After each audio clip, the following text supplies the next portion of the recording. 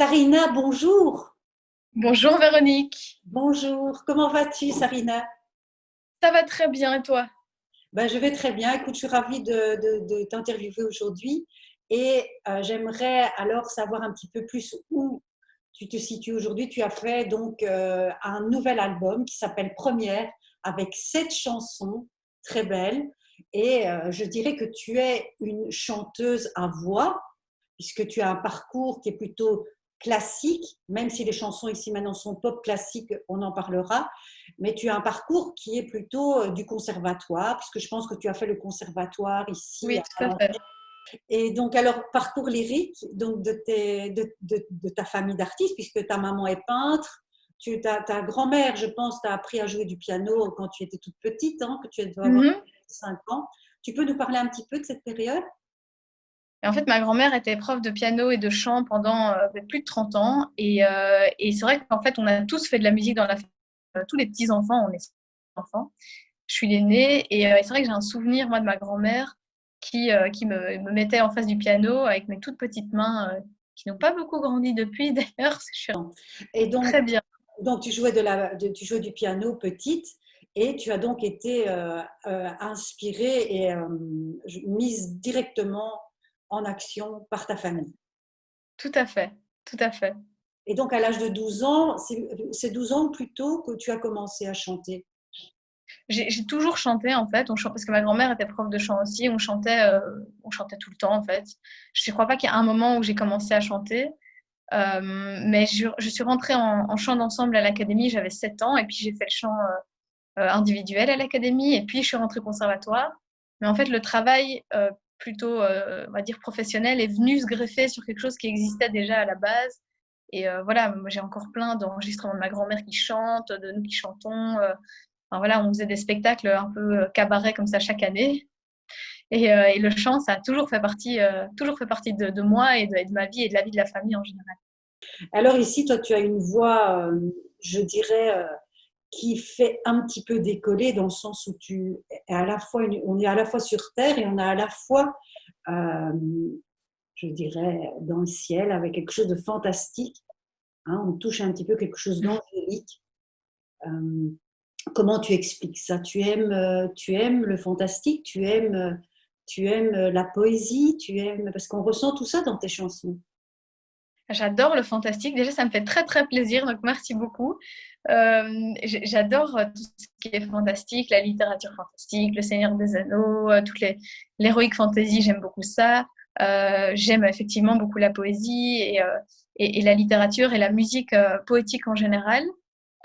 Et en fait, ma voix, bon, je l'ai travaillée ensuite au conservatoire, mais ce qui est rigolo, c'est qu'en fait, ma grand-mère donc chantait et sa grand-mère à elle, donc mon arrière-arrière-grand-mère, je crois, si je me trompe pas, chantait aussi. Et en fait, les personnes qui connaissaient en tout cas ma grand-mère et moi disent qu'on a un peu une voix qui se ressemble. Donc, il y a un petit côté peut-être génétique ou peut-être voilà, qui s'est transmis dans la famille par rapport à ça. Donc, c'est un peu, moi, je suis, quand on me dit ça aussi, ça me fait plaisir parce que j'ai l'impression de porter un espèce de talisman familial, on va dire. Mhm. Mais voilà, et c'est vrai que c'est inspiré aussi effectivement par les musiques que j'écoute, que ce soit de la musique classique ou de la musique plus alternative. Moi, j'aime bien Kate Bush, j'aime bien Lorena McKinnon, j'aime bien Enya, voilà, tous ces chanteurs-là. Mhm, oui, c'est toutes des musiques envoûtantes aussi. Et donc, avec ton album, tu nous fais partir en voyage, puisque c'est comme un carnet de voyage où on s'envole avec toi dans des contrées inconnues. Et on voyage, tu as fait d'ailleurs un carnet de notes où on peut noter des impressions, des émotions, parce que c'est beaucoup d'émotions, c'est beaucoup de sensibilité. Tu as été entourée par ta famille très forte et avec une forte imprégnation. Et puis ici, maintenant, tu es bien entourée avec les gens qui sont là pour toi.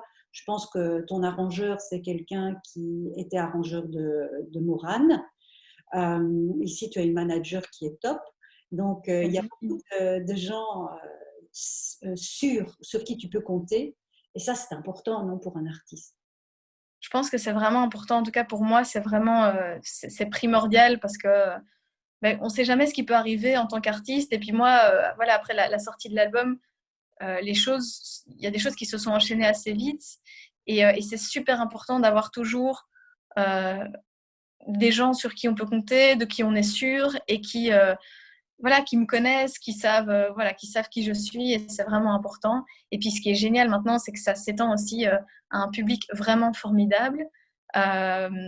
Et ça, c'est magnifique parce que j'adore vraiment échanger avec le public. Moi, j'essaie vraiment, par exemple, sur les réseaux sociaux, de répondre à chaque commentaire. Dès que je peux, je réponds. Et pendant ce confinement, j'ai discuté aussi beaucoup avec des gens qu'en fait, je n'ai jamais vus en vrai, qui ne m'ont jamais vue, mais on a eu des discussions, on a eu des rencontres. Et je pense que ça, c'est un truc que ma grand-mère disait souvent. C'était chante, c'est bien, mais pour qui tu chantes? Et donc, pour moi, la réponse, il y a pour moi aussi, parce que j'adore ça et que c'est ça qui me fait vivre et respirer, mais aussi, j'espère, pour le public, pour les autres. Et donc, c'est pas, c'est de l'autre côté du miroir, mais c'est pas se regarder dans la glace tout le temps soi-même, c'est partager. Et alors ici, je vois que tu as fait ton premier album qui s'appelle Première, avec 7 titres en anglais.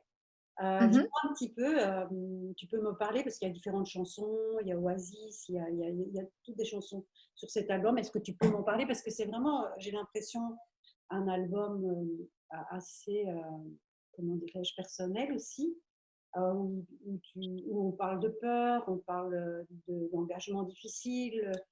Tu peux nous en parler un petit peu? Alors, les chansons de l'album, c'est vrai qu'elles sont toutes très personnelles et en même temps, c'est des chansons, moi j'aime bien mêler justement le fantastique et la réalité, comme tu le disais très bien tout à l'heure. Et donc, ça part toujours d'une idée, et puis après, je brode un peu dessus. Donc, par exemple, j'ai une chanson, la chanson Lover's Lullaby, qui est une chanson que j'ai écrite pour mon amoureux à l'époque. Je lui avais écrit cette chanson-là, et en fait, ça raconte un peu vraiment notre histoire, mais comme si c'était une balade dans une forêt. Donc on parle de loups, on parle de forêt, on parle d'oiseaux, on parle de Lover's Lullaby, c'est la berceuse des amoureux. Et le refrain dit chaque jour, les oiseaux se lèvent pour chanter cette berceuse-là. Donc ça mêle un petit peu des éléments aussi de nature et de quotidien, de réel. Et moi, ce que je trouve mon but, c'était que les personnes que vous puissiez tous en fait interpréter comme vous voulez. Moi, il y a des gens parfois qui m'ont donné des interprétations qui n'étaient pas du tout les miennes à la base. Mais du coup, moi, ça me fait très plaisir parce que ça veut dire que c'est suffisamment, comment dire, ça parle de moi, mais suffisamment peu pour que les gens puissent s'intégrer dedans et s'identifier et que ça devienne vos chansons, en fait. Mais en même temps, tu es très, très poétique et de très beaux textes. En même temps, tu composes tout. Tu crées la musique, tu crées tes textes. C'est immense tout ce que tu fais sur tes albums. Merci beaucoup. Alors, j'ai eu la chance d'être aidée là par les arrangements. Justement, j'avais envie d'avoir Philippe aux commandes des arrangements parce que une fois que j'avais tout écrit, tout composé, j'avais envie d'avoir un autre regard sur ce que je faisais.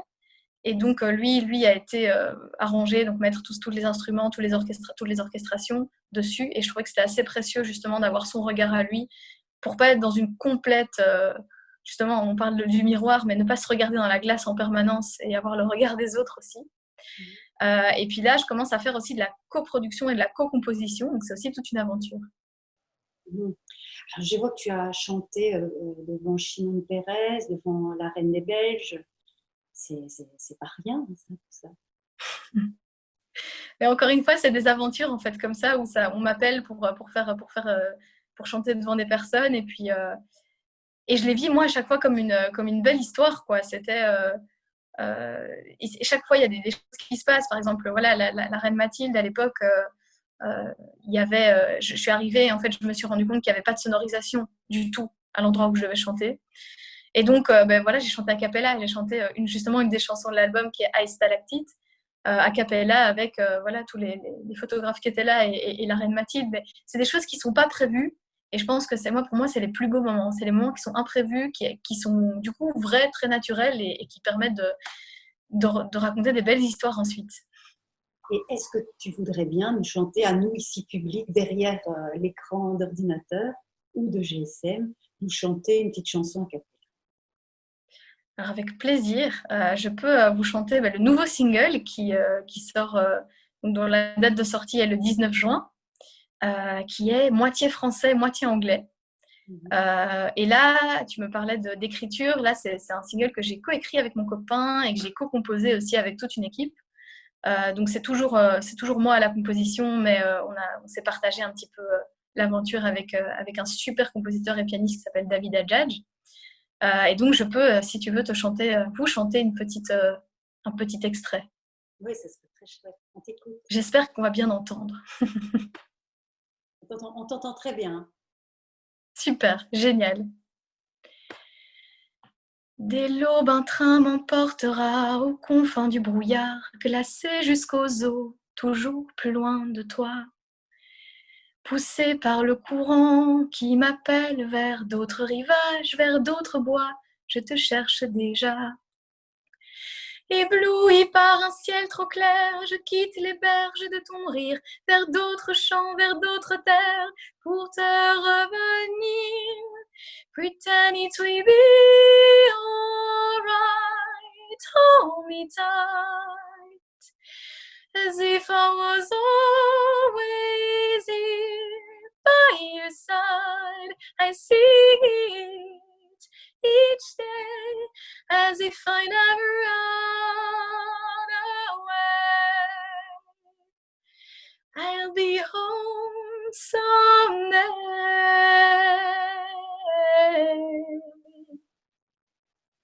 Ah, bravo. C'est vrai que tu nous emportes tout de suite de l'autre côté du miroir. Un voyage, déjà, c'est tout un voyage avec toi. Merci beaucoup. En tout cas, merci beaucoup pour toute l'émotion que tu nous donnes. C'est très beau. Merci. Et on est vraiment heureux de t'avoir eu ici pour TV Wallonie. Je te souhaite, moi, énormément de succès pour ton nouvel album. Je te souhaite le meilleur. Je te redis encore un grand merci de nous avoir parlé ici ce matin. Et on va te soutenir et te faire passer de plus en plus sur les ondes.